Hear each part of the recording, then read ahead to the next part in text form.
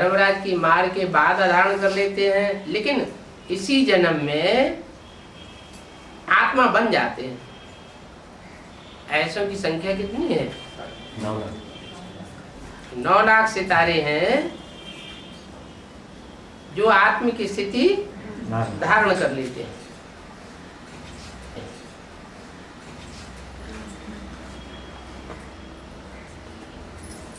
तो बोला अपने बच्चों को ही वारिस बनावेंगे। अपने बच्चे कौन हुए? सुप्रीम सोल के अपने बच्चे कौन हुए? और मनुष्य सृष्टि के पिता के अपने बच्चे कौन हुए? 2 बेहद के बाप हैं। आत्माओं का बाप शिव और मनुष्य सृष्टि का पिता प्रजापिता कहो, संगम की नारायण कहो, नर नारायण कहो। तो अपने बच्चे कितने हैं फिर? जो शिव है वो ही प्रैक्टिकल में नारायण बनता है। पर्सनालिटी तो एक ही है। तो कितने हुए अपने बच्चे? 9 लाख। 9 लाख आत्मिक स्थिति को धारण करने वाले सितारे हैं। उनको अपना वारिस बनाते हैं, माने उनको 16 कला संपूर्ण सर्वगुण संपन्न संपूर्ण हिंसक मर्यादा पुरुषोत्तम बनाते हैं, संपूर्ण देवता बनाते हैं। अब बाबा कैसे वारिस बनावेंगे?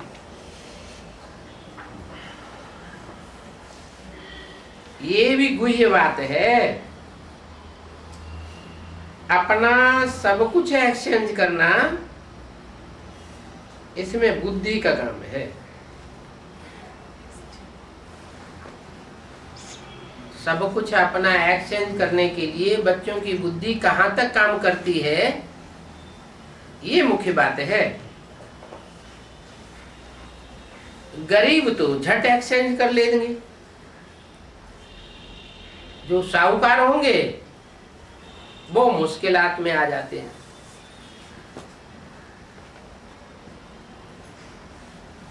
मुश्किल ही एक्सचेंज करेंगे जब तक कि पूरी रीत ज्ञान नहीं उठावे। उन साहूकारों की इतनी हिम्मत नहीं रहती है पूरा ज्ञान उठाने की। गरीब तो झट कह देते हैं बाबा हम तो आपको ही वारिस बनावेंगे।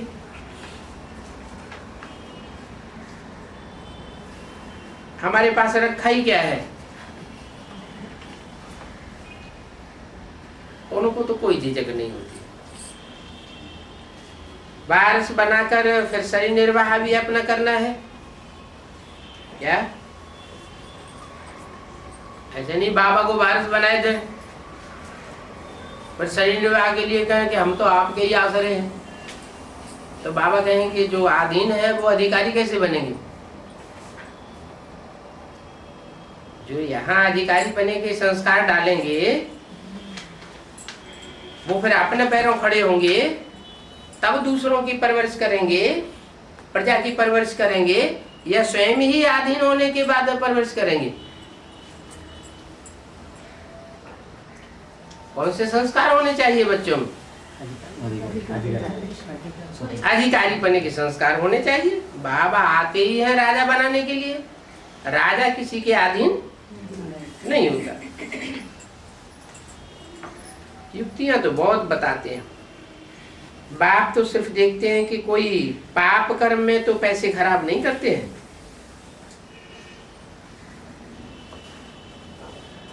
मनुष्य को पुण्यात्मा बनाने में पैसे लगाते हैं या नहीं,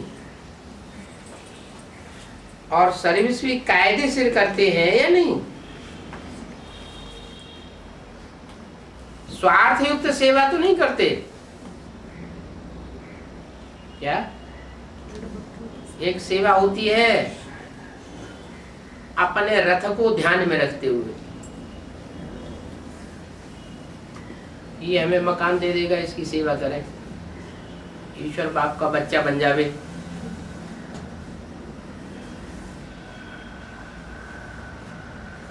तो अपने रथ के लिए सोचा ना,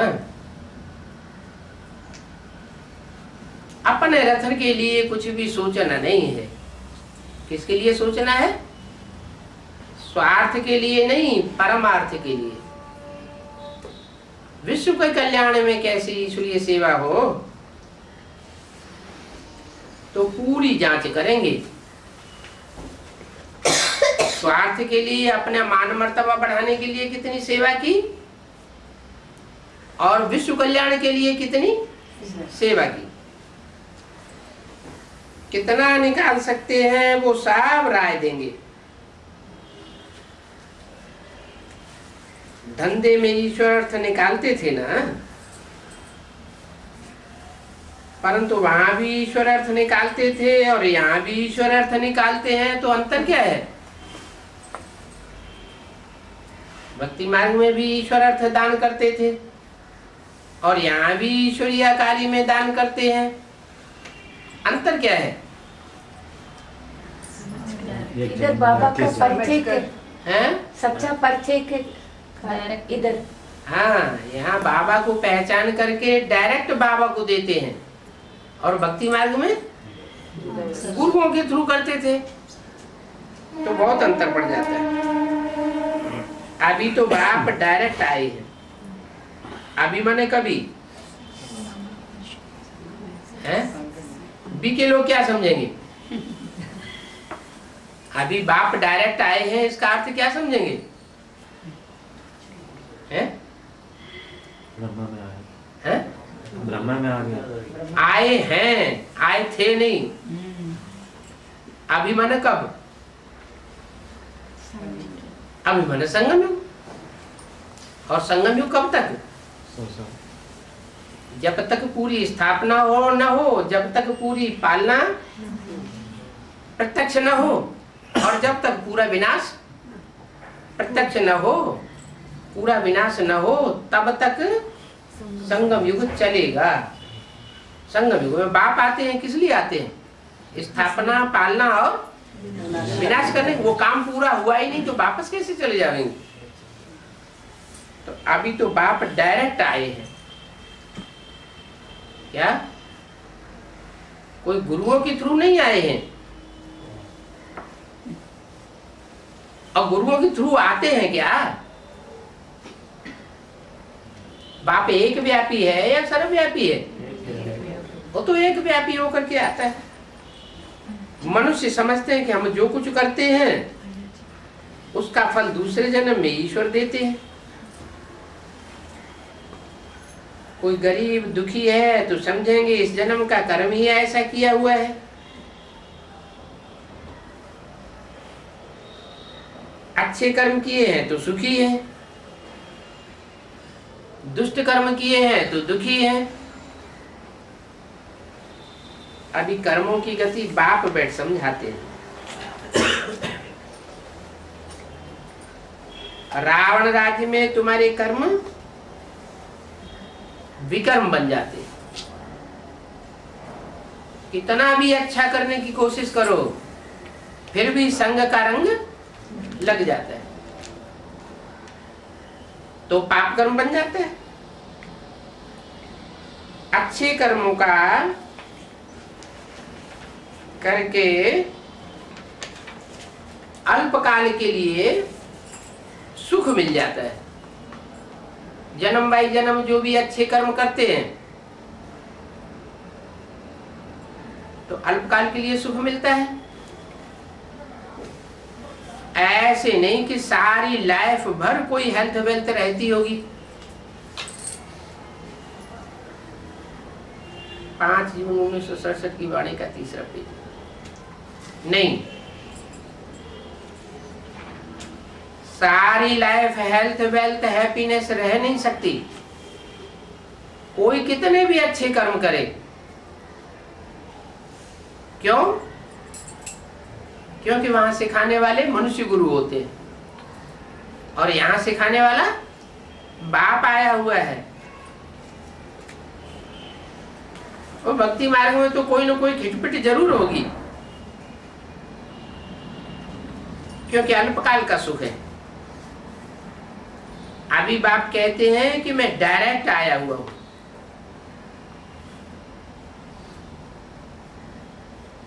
तो एक जन्म तो क्या 21 जन्म के लिए पूरे सुखी हो जाते हो।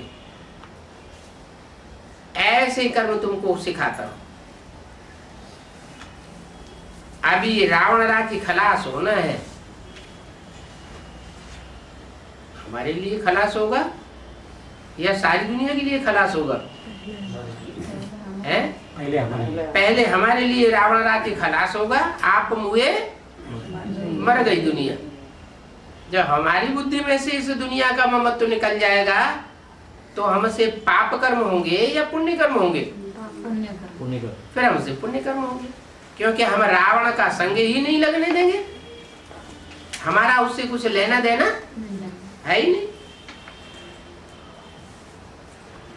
तो तुम्हारे लिए रावण राज्य खलास होता है, ये रावण राज्य ही अलग है। तुम अलग हो और रावण राज्य अलग है। अभी है अलग के प्रभाव में ले लेता है? अभी तो प्रभाव में ले लेता है। राम राज्य अलग है, रावण राज्य अलग है। लेकिन अभी राम राज्य है क्या? है? जब तक स्थापना पूरी नहीं हुई है तब तक राम राज्य तो है नहीं। राम राज्य को अब शिव बाबा स्थापन कर रहे हैं, है नहीं।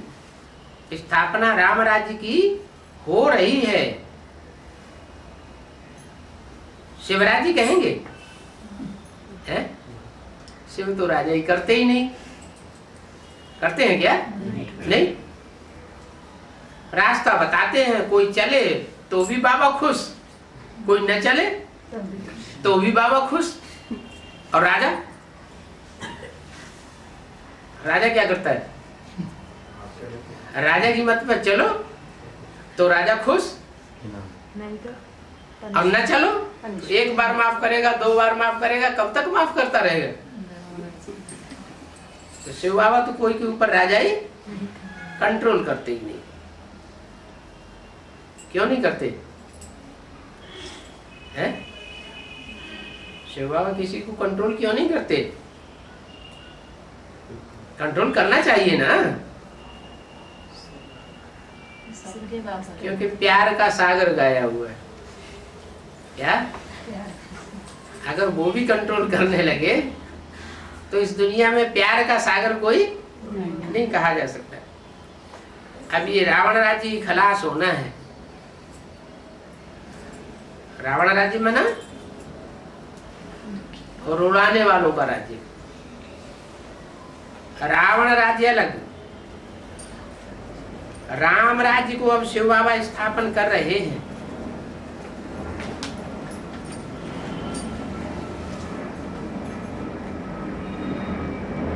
शिव बाबा स्थापन कर रहे हैं। ब्रह्मा की तरफ से शिव बाबा ने राज्य राम राज्य स्थापन नहीं किया है? राम राज्य स्थापन नहीं किया। क्यों?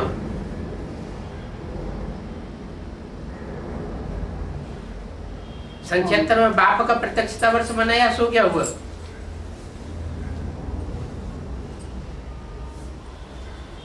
नहीं मनाया है? मनाया तो, लेकिन वो प्रत्यक्षता वर्ष सबके लिए हुआ। प्रत्यक्षता वर्ष या अंश मात्र कुछ लोगों के लिए हुआ, कुछ लोगों के लिए हुआ। जिनके लिए हुआ भी उन्होंने भी पूरा पहचाना ही नहीं। तो इसका क्या मतलब हुआ कि शिव बाबा भी राम राज्य स्थापन कर रहे हैं। 3 मूर्तियां हैं। ब्रह्मा द्वारा स्थापना ब्राह्मण धर्म की, शंकर द्वारा ब्राह्मणों के अंदर घुसे हुए जो आसुरी तत्व हैं आसुरी ब्राह्मण है उनका सफाया, और फिर जो श्रेष्ठ ब्राह्मण बचते हैं उनकी विष्णु द्वारा पालना। ये तीनों मूर्तियों का जब कार्य संपन्न हो तब कहेंगे कि शिव बाबा ने राम राज्य स्थापन किया। बाकी शास्त्रों में ये जो बातें लिख दी हैं कि राम की सीता चुराई गई, ये हुआ, ऐसी कोई बात नहीं है। फिर शास्त्रों में अगर ऐसी बातें लिखी हुई हैं तो यादगार कहाँ की लिखी है? संगम युग की यादगार है। लेकिन संगम युग की यादगार है और शास्त्रों में वो बातें लिखी हुई हैं, फिर बाबा ऐसे क्यों कहते हैं कि राम की सीता नहीं चुराई गई? हैं? प्रभाव में आ गई, चुराई नहीं गई। रावण ने चुराई नहीं, प्रभाव में किसी को लेना इसको चुराना नहीं कहते हैं। किसी के दिल को चुरा लिया तो उसे चोरी नहीं कहा जाता है। वहां तो दुख का नाम निशान नहीं होता। लोग त्रेता युग में समझते हैं ना कि राम की सीता चुराई गई, तो त्रेता युग की बात नहीं है। असली बात कहाँ की है? संगम युग की बात है कि राम वाली आत्मा जो संगम युग में पार्ट बजाती है उस समय उसके ऊपर आक्रमण होता है। जब राजा के ही ऊपर आक्रमण होगा तो प्रजा तो बचने वाली है ही नहीं। राजा ही दुखी हो जाए तो प्रजा तो और ही दुखी हो जाएगी। बल संगम युग में राजाई की बात नहीं है। राजाई की बात कहाँ की है? सतयुग त्रेता में, द्वापर कलयुग में राजाइयां हैं, लेकिन संगम युग में कोई को ब्राह्मण को राजाई तो होती नहीं, लेकिन अपने घर के तो सब राजा होते हैं। कहते भी हैं राम राजा राम प्रजा राम साहूकार, जिये नगरी बसे दाता धर्म का उपकार। तो सीता भी तो राम के साथ ही आ गई ना, कहां से कहां आ गई? यज्ञ के आदि में भी राम सीता थे और अभी भी राम सीता वाली आत्माएं है। तो त्रेता में अधर्म की बात नहीं है। राम रावण का युद्ध कोई त्रेता में नहीं हुआ। कहाँ हुआ? यहाँ संगम की बात है। रामायण ही कितनी लंबी चौड़ी वाहियात बातों से भर दी है। सभी वाहियात बातें हैं। ऐसी किताब पढ़ने से कोई भगवान मिल सकता है क्या? कितनी बातें बैठ बनाई है और ये बातें फिर भी बनेगी। कहाँ बनाई? भक्ति मार्ग में। द्वापर युग में वाल्मीकि ने रामायण बनाई और कलयुग में तुलसीदास ने रामायण बनाई। ये शूटिंग कब हुई? कितनी बातें बनाई हैं, ये फिर भी बनेगी। बाप कहते हैं व्यास को कैसे और कहां से अकल आया जो इतनी लंबी कहानी बैठ बनाई है? जवाब दो, कहां से अकल आया है? बाबा इसे अकल कह रहे हैं। कभी कहते हैं व्यास ने वाहियात बातें बैठ लिखी है।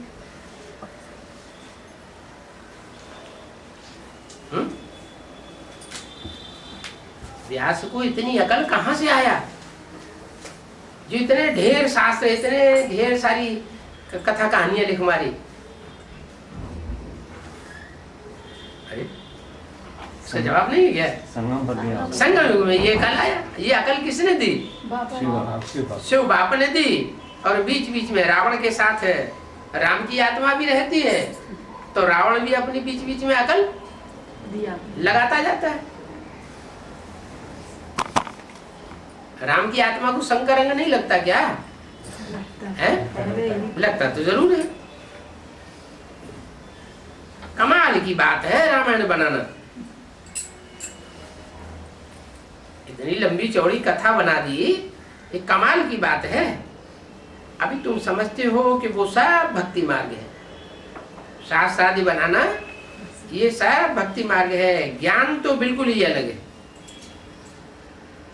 ज्ञान में शास्त्र आदि बनाने की कोई बात ही नहीं, भक्ति अलग है। तुम जानते हो कि हम फिर भी भक्ति को पास करेंगे, फिर बाप आकर हमको ज्ञान देंगे। कल्प कल्प ऐसे होता रहता है। रामायण में भी लिखा है कल्प कल्प लगी प्रभु अवतारा। क्या? लेकिन गलती क्या कर दी? उन्होंने अवतार त्रेता में समझ लिया कि राम का अवतार त्रेता में भगवान के रूप में होता है, लेकिन है बात संगम की।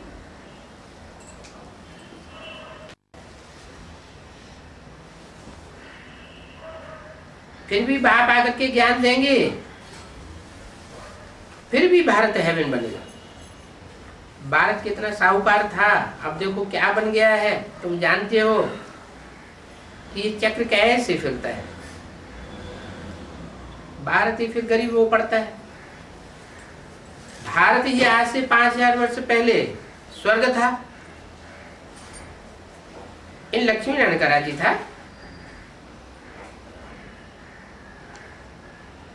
पहले राजाई इनकी चली। किनकी? जो नर नारायण बनते हैं, नर से डायरेक्ट नारायण बनते हैं, उनकी राजाई चली। जो नर से प्रिंस बनते हैं, उनकी राजाई पहले नहीं चली। कृष्ण प्रिंस था, फिर शादी की तो राजा बना। कहाँ की बात? सत्य में शादी साधवाना होता है? शास्त्रों में जो भी स्वयंवर आदि की कथाएं लिखी हैं वो कहाँ की यादगार है? संगम की यादगार। तो कौन से कृष्ण की बात है? संगम की कृष्ण की बात है। फिर नारायण नाम पड़ा। जो नाम पढ़ते हैं वो काय के आधार पर नाम पढ़ते हैं? तो क्या ऐसा काम किया जो नारायण नाम पढ़ा?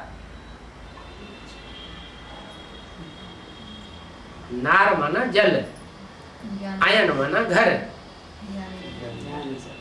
ज्ञान ही जिसका घर है। क्या? ज्ञान से बाहर उसका कोई घर नहीं। दुनिया में चाहे जहां डोले, कहीं भी रमण करे। कहते हैं ना घट घट रमते राम रमैया। जहां देखो राम ही राम रमता है। भले कहीं रमण करे, लेकिन बुद्धि मन बुद्धि रूपी आत्मा का वास कहाँ है? ज्ञान में है। तो उसका नाम पड़ा नारायण। तो काम के आधार पर नाम पड़ा ना, ये बात भी तुम अभी समझते हो तो तुम्हें वंडर लगता है क्या कि इतनी लंबी चौड़ी रामायण और महाभारत लिख दी, ये कहां से बुद्धि आई? बुद्धि संगम से आई। बाबा आप रचयिता और रचना की नालिश सुनाते हो, आप हमको पढ़ाते हो। हम क्यों नहीं आपके ऊपर बलिहार जावे? हमको तो सिवाय एक बाप के और कोई की भी याद नहीं करना है। अंत तक हमें पढ़ना है तो जरूर टीचर को याद करना है। स्कूल में जो स्टूडेंट पढ़ते हैं वो टीचर को याद करते हैं ना। उन स्कूलों में तो कितने टीचर्स होते हैं, तो बेबिचारी याद हो गई। यहाँ तो एक ही टीचर है। हर एक दर्जे का अलग टीचर वहां होता है।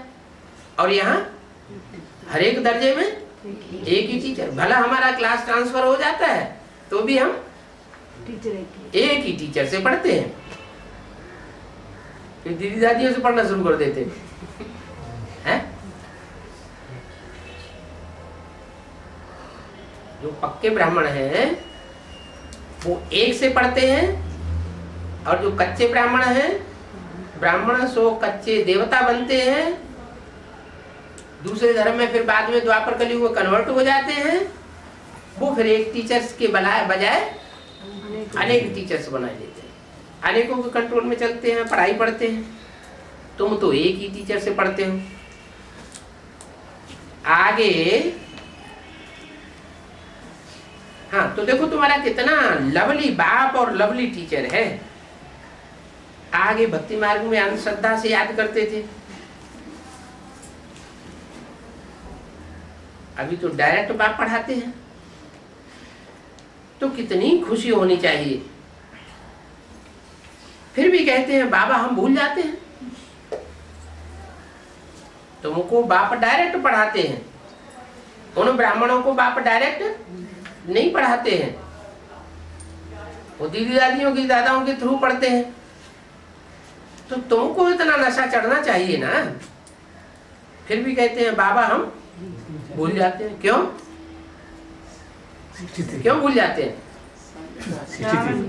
क्योंकि रावण के राज्य में है ना, तो यथा राजा तथा प्रजा बन जाती है। पता नहीं हमारी बुद्धि आपको क्यों नहीं याद करती है। पता तो अभी तो पता तो है, क्यों नहीं याद करती है? क्योंकि बाबा के सन्मुख होते हैं तो बाबा याद है, और बाहर की दुनिया में जाते हैं तो संग का रंग लग जाता है, नशा उड़ जाता है। गाते भी हैं ईश्वर की गतिमति न्यारी, बाबा आपकी गतिमति और सदगति की बिल्कुल ही न्यारी मत है। वंडरफुल बात है। ऐसे ऐसे बाप को याद करना चाहिए। स्त्री अपने पति के गुण गाती है ना,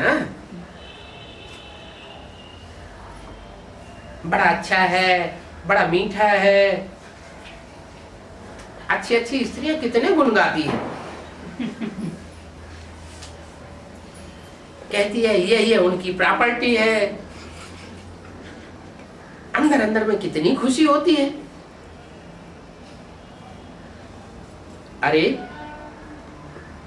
वो तो एक जन्म का पति है, और ये तो जन्म जन्म का पतियों का पति है, बापों का बाप है, टीचर्स का भी टीचर है। इनसे तो हमको कितना सुख मिलता है। इतना 21 जन्म का सुख और कोई दे ही नहीं सकता। और सबसे तो अभी दुख मिलता है क्या? इस जन्म में तो खास लास्ट जन्म में ये साबित होना है कि और सारी दुनिया है दुखदाई और एक बाप है सुखदाई। हाँ, टीचर से सुख मिलता है क्योंकि पढ़ाई से इनकम होती है। बाकी गुरु से क्या मिलता है? अभी तुम्हारी बुद्धि में है कि इन गुरुओं को तो छूना भी नहीं चाहिए। क्या बात हुई है? छूना नहीं चाहिए। छूत छात का रोग कहां से आ गया है? ये छुआछूत का रोग तो भक्ति मार्ग में चलता है कि कोई को छू लिया स्वीपर को तो जाओ स्नान करो जाके। कोई घर में शरीर छोड़ दिया, मुर्दा हो गया घर के अंदर, तो पहले स्नान करो, बाहर जाकर स्नान करो जाके। जब तक स्नान नहीं करना तब तक खाना नहीं खाना। तो गुरु लोग क्या मुर्दा है? हैं? गुरु लोग स्वीपर हैं क्या?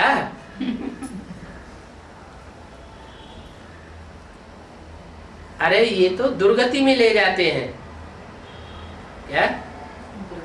अपने घरवार बाल बच्चों को, बीवी बच्चों को छोड़ देते हैं, मठपंथ बनाते हैं और फिर वहां भगवान बनकर के, शिव हम बनकर के बैठ जाते हैं। समझते हैं हमें ही पतितों को पावन बनाने वाले। ये तो दुर्गति में ले जाते हैं, न खुद की सदगति होती और न इनको फॉलो करने वालों की सदगति होती है। आजकल तो गुरुओं की इतनी सेवा करते हैं कि इतनी सेवा पतियों की भी नहीं करते होंगे।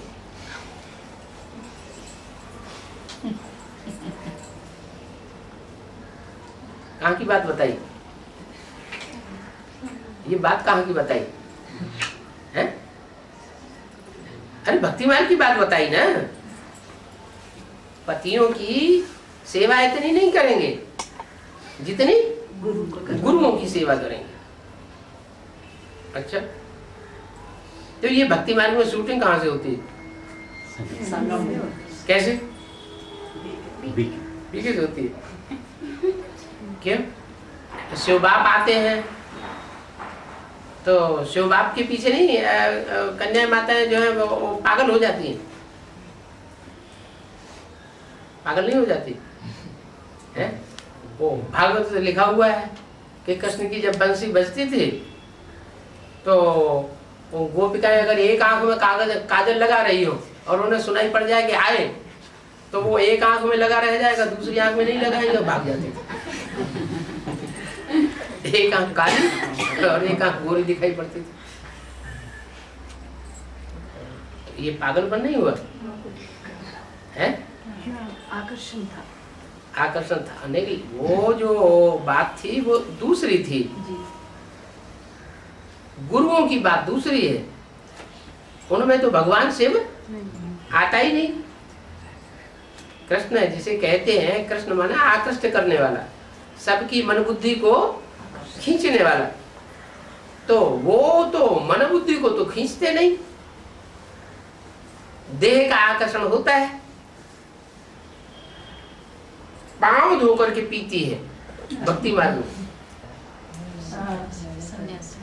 ये भी यादगार, पांव धोकर के पीना माना ये बुद्धि जो है वो पांव का मिसाल दिया जाता है। जैसे कहते हैं तुम्हारे पांव वहां तक नहीं पहुंच सकते, माना तुम्हारी बुद्धि वहां तक नहीं पहुंच सकती। तो पांव धोकर पीते हैं, जबकि कहते हैं कि पति ही परमेश्वर है। तो फिर साधुओं के जाकर के पांव धोकर क्यों पीते हैं? अभी इसे भक्ति मार्ग से अपने को और दूसरों को बचाना है। गुरु हमेशा वानप्रस्थ अवस्था में किया जाता है। यहाँ तो बाप कहते हैं तुम सबकी वानप्रस्थ अवस्था है। बाप भी कहते हैं मैं भी वानप्रस्थ में आया हुआ हूं। क्या? मैं वानप्रस्थ अवस्था में ही आता हूं। ये भी वानप्रस्थी तो मैं भी वानप्रस्थी। ये सब मेरे बच्चे हैं। बाप, टीचर, गुरु तीनों इकट्ठा है इस वानप्रस्थ रूप में। बाप भी है, टीचर भी है और सदगुरु भी एक ही तन से है।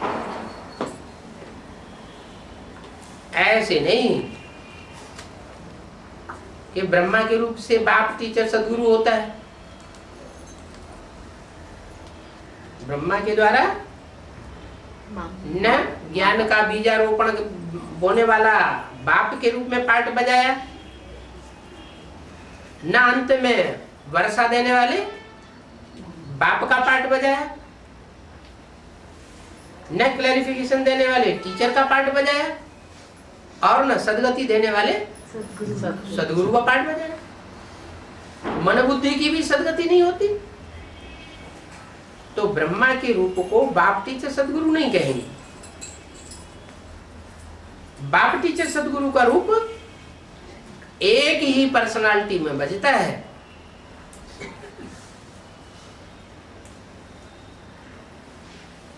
बाप टीचर बनते हैं तो गुरु बन करके भी साथ ले जाते हैं। उस एक बाप की महिमा है। जो बाप बाप भी बनते हैं, टीचर भी बनते हैं और सदगुरु बन करके साथ में ले जाते हैं। वो गुरु कोई साथ में नहीं ले जाते। और चाहे दुनिया भी गुरु हो, चाहे ब्राह्मणों की दुनिया का बड़े से बड़ा गुरु कौन हो? ब्रह्मा।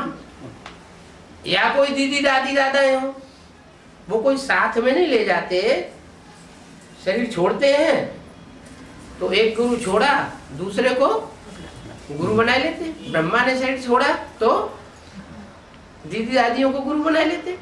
यहाँ तो एक ही सदगुरु है, उस एक की ही महिमा है। ये बातें कोई शास्त्रों आदि में नहीं है। कौन सी बात है? कि बाप बाप भी है, टीचर भी है और सदगुरु भी बनता है। सृष्टि की आदि मध्य अंत का राज कोई समझा ही नहीं सकता है। क्यों नहीं समझा सकता? कोई मनुष्य गुरु सृष्टि की आदि मध्य अंत का राज क्यों नहीं समझा सकता है? क्योंकि जन्म मरण के चक्र में सब आने वाले हैं। ये एक ही आत्मा है, सुप्रीम सोल, जो जन्म मरण के चक्र में कभी आती नहीं है। ये भी अगर जन्म मरण के चक्र में आने लगे तो अन्य आत्माओं को छुड़ाने वाला कोई है नहीं, तो कोई नहीं समझा सकता। रचयिता कोई नहीं जानते। जिस रचयिता बाप के साथ 84 जन्म लेते हैं, उस रचयिता बाप कोई नहीं जानते। अरे किसी के साथ अनेक जन्म किया, संग किया किसी ने, तो फिर उसकी ज्यादा पहचान होनी चाहिए ना। लेकिन फिर भी किसी को पहचान होती नहीं। कब तक पहचान नहीं होती? जब तक संगम युग में आखिरी जन्म में सुप्रीम सोल से वह सृष्टि पर ना आ जाए। वो खुद आकर के अपना परिचय भी देता है, रचयिता का भी परिचय देता है और रचना का भी परिचय देता है। अभी रचयिता बाप अपनी और रचना की पहचान दे रहे हैं। कब दे रहे हैं पहचान? अभी बना संगम युग में पहचान दे रहे हैं कि रचयिता बाप कौन है और उनकी अव्वल नंबर रचना कौन है। बाबा हर बात अच्छी रीति समझाते रहते हैं। इससे ऊंची नॉलेज दुनिया में कोई और होती ही नहीं। क्या बहुत ऊंची नॉलेज होगी तो बहुत ऊंचा पद बनेगा। यहाँ 70 साल हो गए भगवान की पढ़ाई पढ़ते पढ़ते, फिर किसी का ऊंचा पद बना क्या? अभी नहीं बनेगा। कोई नहीं बना ना। फिर बनेंगे हैं? बनेंगे पक्का है? जी पक्का हैं? 9 लाख सितारे जैसे ऊंची स्टेज में जड़ सितारे आसमान में चमकते हैं, ऐसे ही सारी दुनिया की नजरों में ये 9 लाख सितारे चमकेंगे, अनुभव करेंगे। दूसरे धर्म की आत्माएं भी अनुभव करेंगी। 9 लाख में 4.5 लाख तो ऐसे ही हैं जो इन आंखों से दिखाई नहीं पड़ते। लेकिन आंखों से दिखाई भल नहीं पड़ते हैं, लेकिन साक्षात्कार में उनको देखेंगे, जानेंगे। क्योंकि विदेशी आत्माएं जो है, विदेशी दूसरे धर्म के, वो फरिश्तों को बहुत मानते हैं। भूत प्रेतों की मान्यता दूसरे धर्म वालों में जास्ती होती है। अभी आखिरी जन्म में तो भारतवासियों में भूत प्रेतों की बहुत मान्यता होने लगी। क्यों होने लगी?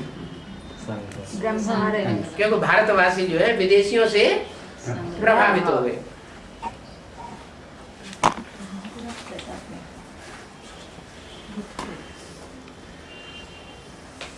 तो बाबा हर बात अच्छी रीत समझाते रहते हैं, इससे ऊंची जाति कोई होती नहीं है। न जानने की,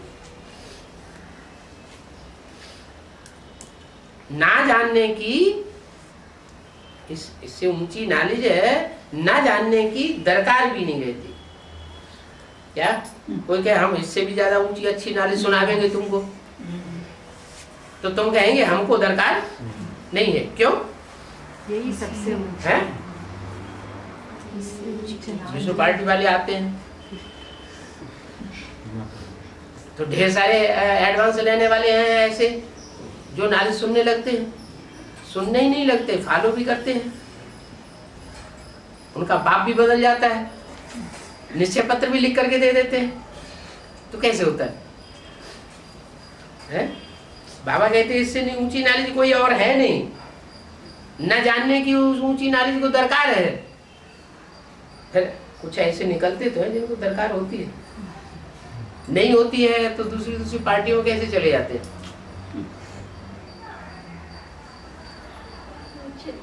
हैं? अभी अभी अभी अभी बंगलौर में विष्णु निकले हुए हैं, वो जो नाले सुनाते हैं बहुत से ब्रह्मा कुमार कुमारी सुन रहे हैं। कैसे सुन रहे हैं? अगर उनको दरकार नहीं है तो क्यों सुन रहे हैं? ब्रह्म कुमारी के पास बाबा नहीं है, बिल्कुल नहीं, ब्रह्मा कुमार नहीं है, एडवांस नॉलेज वाले हैं वो सब। एडवांस वाले वो भगवान विष्णु भगवान बन करके बैठने वाले भी एडवांस नॉलेज लेने वाले हैं। उन्होंने भट्टी की है, निश्चय पत्र भी लिख के दिया है। अनिश्चय बुद्धि बन गया हैं? अनिश्चय बुद्धि, अनिश्चय बुद्धि बने, इसलिए उनको दरकार है।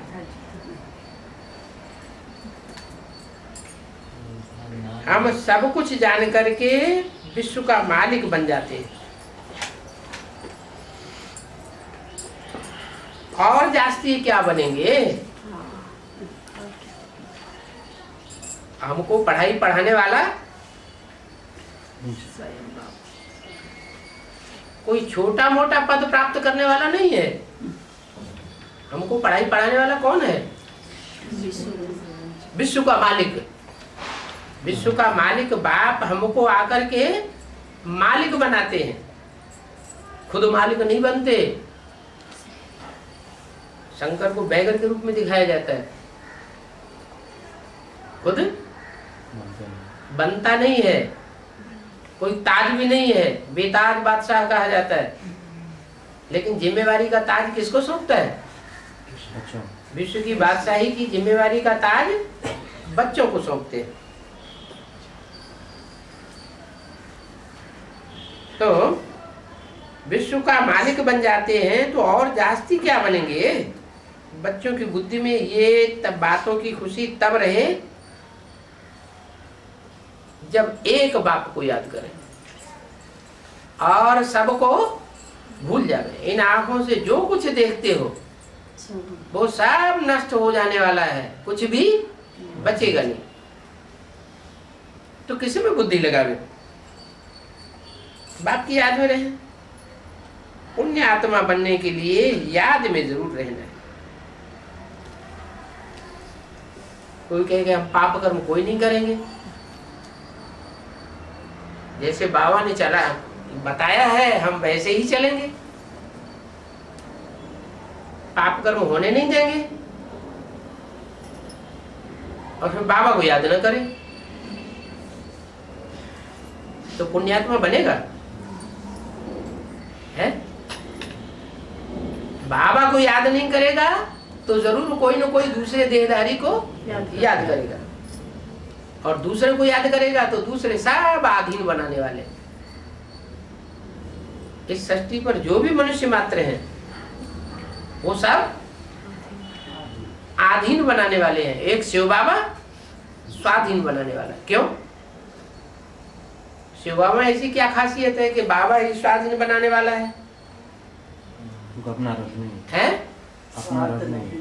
हाँ, उसको अपना रथ नहीं है, बल है। जिस रथ में आता है उसको अपना स्वार्थ हो सकता